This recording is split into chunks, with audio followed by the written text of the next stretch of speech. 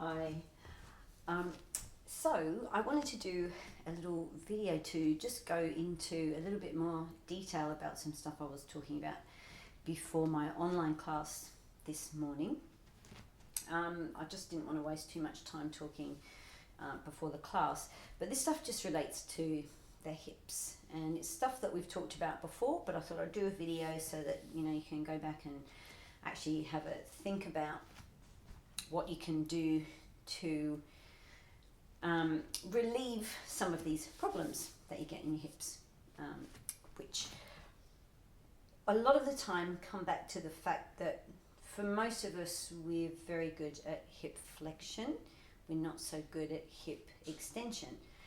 So just in case you have no idea what I'm talking about when I say hip flexion is when you're in that position, and spinal flexion is when you're in that position, and spinal extension is when you're in that position, right? And hip extension is when your leg goes into that position. But the problem for most of us is because we're often in that position, because that's the position we're in. I'm going to pretend I'm sitting in a chair, but that's the position we're in when we're driving, or sitting in a chair, or sitting on the couch. Very, very good at hip flexion, but we're not so good at hip extension. And what happens when we try to go into hip extension, this is for most of us, what we actually do is go into spinal extension. Okay, so for me, I'm probably comparatively more flexible in my hips than a lot of people, but still very tight in my hips, because this is 2021. And we all are suffering from the same issues, and generally it's because of the chair. So I'm just going to show you. Here's my lower back. That's the part of the back for most people that is usually really sore, in that little bit there. And if I take my leg back, what happens is my back goes into even more of a little arch, and then I'm going to potentially, it's not so sore for me, squish that part of the back. So if I was somebody who had an issue there and I take my leg back, I'm usually arching my back to get my leg in that position. Okay, so if I consciously take the arch out of my back, which is, I do that by lifting my pubic bone, okay, pushing my groins forward, and then I try and take my leg back. Oh, that's about how far my leg goes back. Not very far, is it? That's me, and I'm a little bit more flexible than most people.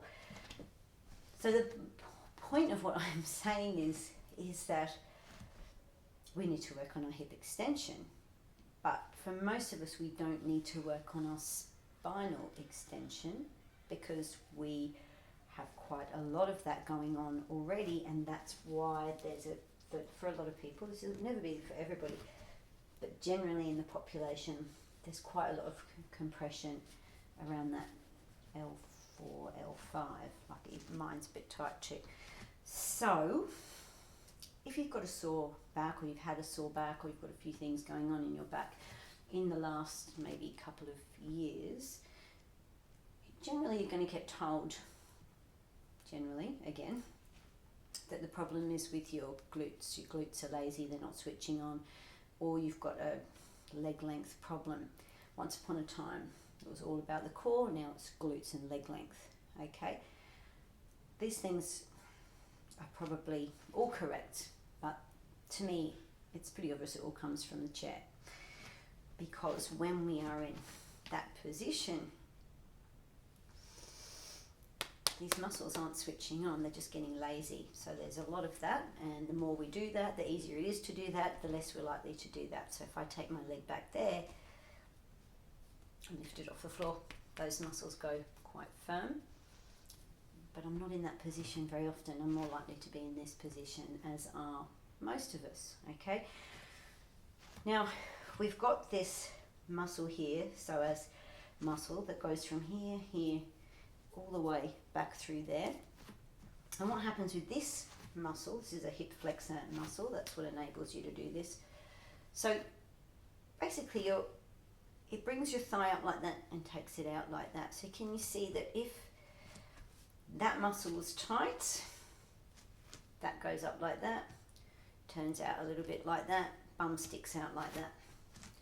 And that's an exaggeration, but that's kind of can end up posturally, that might be what's going on. When some people have this leg length problem, it's possibly that there's a lot of tension in the psoas on one side, possibly.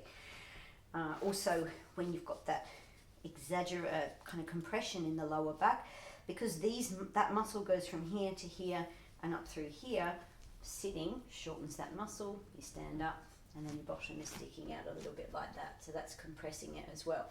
So, unfortunately, then we need to stretch the psoas. So we go, okay, I need to stretch my psoas, so I'm going to take my leg back like that, but we're still compressing the spine. So what can we do? Okay. Firstly, awareness.